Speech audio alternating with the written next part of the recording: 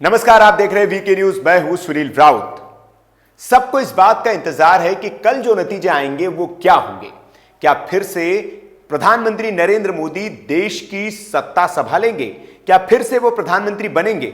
लेकिन exit poll के नतीजे जो बता रहे हैं उसके मुताबिक प्रधानमंत्री नरेंद्र मोदी फिर से एक बार देश की बागडोर संभालने वाले हैं। वो फिर से प्रधानमंत्री बनने वाले हैं और अगर वो प्रधानमंत्री बनते हैं तो वो कौन से बड़े फैसले होंगे जो उनकी प्राथमिकता में होंगे, जो वो सबसे पहले लेंगे। तो वीके न्यूज आपके लिए लेकर आया है प्रधानमंत्री नरेंद्र मोदी के उन फैसलों के बारे में जानकारी जो अगर नरेंद्र मोदी सत्ता में आते हैं तो उनके लिए प्राथमिकता होंगे और वो 7 बड़े फैसले वो सत्ता में आते ही प्राथमिकता के तौर पर लेंगे।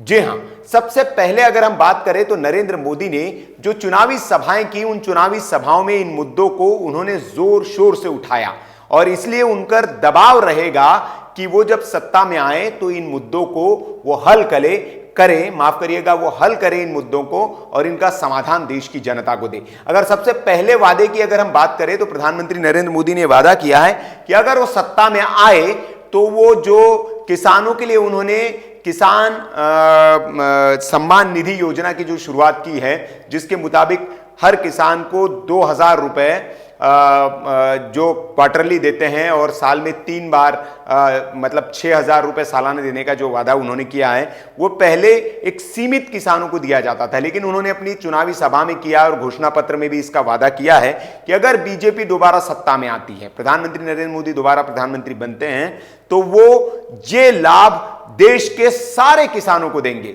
जो उन्होंने बार एक लगाया था उसके लिए, उसको वो हटा देंगे। तो ये पहली प्राथमिकता होगी उनकी कि सालाना 6,000 रुपए वो सारे किसानों को दे। तो एक सबसे पहला फैसला हमें लगता है कि प्रधानमंत्री बनते ही वो ये लेंगे कि देश के सारे किसानों को तोहफा देते हुए 6,000 रुपए देना शुरू करेंगे। तो ये एक बड़ा फैसला है। दूसरा जो फैसला होगा प्रधानमंत्री नरेंद्र मोदी का वो ये होगा कि राम मंदिर का मुद्दा बहुत लंबित मुद्दा है और बीजेपी के पहले घोषणा पत्र से लेकर आज तक अगर हम बात करें तो हर घोषणा पत्र में ये मुद्दा उनके रहता है। हालांकि वो ये कहते हैं कि मामला सुप्रीम कोर्ट में है और इसको बातचीत से सुलझा लिया जाएगा, लेकिन चुनाव के दौरान जिस तरह से मोदी सरकार पर प्रेशर बना था, बड़े ही कूटनीतिक तरीके से इस प्रेशर को उन्होंने कम किया। संघ को मनाया, वीएचपी को मनाया और वीएचपी ने भी ये कहा था कि सरकार बनने तक हम मोदी सरकार को ढील दे रहे हैं अगले चुनाव तक। तो ये भी एक बड़ा दबाव उन पर रहेगा कि इस पर कैसे वो स्टैंड लेते हैं। हालांकि चुनाव से पहले सुप्रीम कोर्ट में मोदी सरकार ने याचिका दी थी कि जो विवादित जमीन नहीं है जिसको सरकार को वो सौंप दे ताकि वो काम शुरू कर दे, तो इसकी एक सुप्रीम कोर्ट में अर्जी भी लगाई थी। तो राम मंदिर का दूसरा मुद्दा जो है, जो हमें लगता है कि सरकार में आते ही मोदी सरकार इस पर फैसला लेगी। अगर हम तीसरे बड़े फैसले की बात करें, अगर मोदी सरकार सत्ता में आती है, फिर से सत्ता में आते हैं, तो वो होगा धारा 35A, जो कश्मीर का सबसे विवादित मुद्दा है। वैसे तो धारा 370 हटाने का मुद्दा इनके घोषणा पत्र में हमेशा रहता है, लेकिन 35A को लेकर मोदी सरकार थोड़ी सक्रिय दिखी। कश्मीर में उन्होंने अमित शाह की अगर बात करें या मोदी की बात करें तो कश्मीर की रैलियों में खास तौर से उन्होंने इस वादे का जिक्र किया कि अगर हम सत्ता में आते हैं तो इसको पहले हम प्राथमिकता के तौर पर हटाएंगे। आपको बता दें कि धारा 35A वो प्रावधान है जो जम्मू कश्मीर की विधानसभा को विशेष अधिकार देती है। जम्मू कश्मीर के जो नागरिकता है उसको वो परिभाषित करती है। इसका मतलब यह है कि आप बाहरी कोई भी व्यक्ति वहां जाकर जमीन नहीं ले सकता, वहां का नागरिक नहीं बन सकता और तमाम तरह के अधिकारों से वंचित करता है भारत देश के बाकी नागरिकों को। तो इस पर भी बीजेपी अपना फैसला ले सकती है, ये प्राथमिकता पर फैसला करेगी।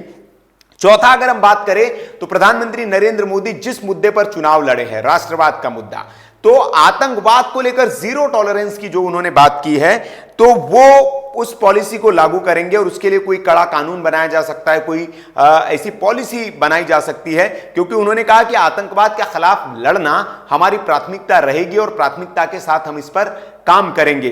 तो ये जो चौथा फैसला है, इस पर प्रधानमंत्री नरेंद्र मोदी काम करेंगे। और इसके अगले फैसले की अगर हम बात करें तो नागरिक संशोधन बिल, नागरिक संशोधन बिल जैसे कि पूर्वोत्तर के जो तमाम राज्य है उसमें इस बिल को लेकर काफी विरोध देखने को मिल रहा है। हालांकि केंद्र सरकार ने यह कहा है कि इस बिल को लेकर जो उनका रुख है उस पर वो कायम है। और असम दौरे पर जब प्रधानमंत्री नरेंद्र मोदी गए थे तो उस दौरान भी उन्होंने कहा था कि जो नागरिक संशोधन बिल है उसको लेकर जानबूझकर भ्रम फैलाया जा रहा है, लेकिन ऐसा उसमें कुछ नहीं है। विपक्ष में बैठी पार्टियां जो है वो लोगों को गुमराह कर रही है। तो असम के साथ साथ अगर देश के किसी भी हिस्से में घुसपैठिए बैठे हैं तो उनको बाहर निकालना एक बीजेपी की प्राथमिकता है। इसलिए जो नागरिकता संशोधन बिल है वो भी बीजेपी की प्राथमिकता में है और हमें लगता है कि सरकार बनते ही इस पर वो काम करेंगे, क्योंकि बंगाल में भी मोदी सरकार या मोदी ने यह वादा किया था, प्रधानमंत्री मोदी ने, कि वो एक एक घुसपैठियों को बाहर निकालेंगे। और साथ साथ ये कहा था कि जो मंदिर जाने वाले लोग हैं, जो गुरुद्वारे जाने वाले लोग हैं या जो चर्च जाने वाले लोग हैं, मतलब एक खास समुदाय का उन्होंने जिक्र किया, वो जो दूसरे देश से यहां आकर भारत में रह रहे हैं तो उनको नागरिकता भारत की दी जाएगी।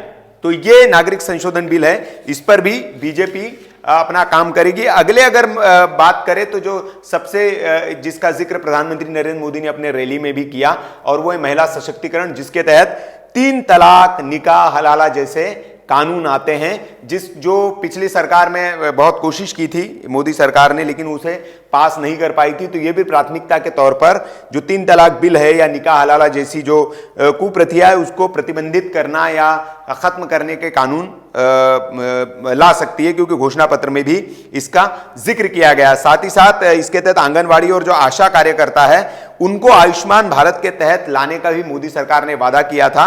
इस पर भी प्राथमिकता से काम होगा, जिसमें कम से कम 50% महिला कर्मचारियों को रखने वाले जो एमएसएमई उद्योग है उनके भी 10% उत्पाद जो है वो सरकार खरीद के बारे में दावे किए थे, तो उस पर भी काम करना होगा। तो अब ये देखना होगा, ये तो वादे सरकार ने किए थे कि सरकार बनने के बाद कितना इन वादों पर खरा उतरती है, लेकिन हमें लगता है कि ये प्राथमिकता के तौर पर 7 बड़े वादे हैं जिनको मोदी सरकार आने के बाद वो प्राथमिकता के तौर पर पूरा करेंगी। क्या आपको क्या लगता है, क्या इन वादों पर मोदी सरकार आते ही काम करेगी? कमेंट बॉक्स में आप हमें बता सकते हैं। वीडियो अगर अच्छा लगा हो तो इसे लाइक करें, शेयर करें और हां, ऐसी राजनीतिक जगत से खबरों को जानने के लिए और इलेक्शन कवरेज को देखने के लिए हमारे चैनल को सब्सक्राइब कर लीजिए। देखते रहिए वीके न्यूज। शुक्रिया।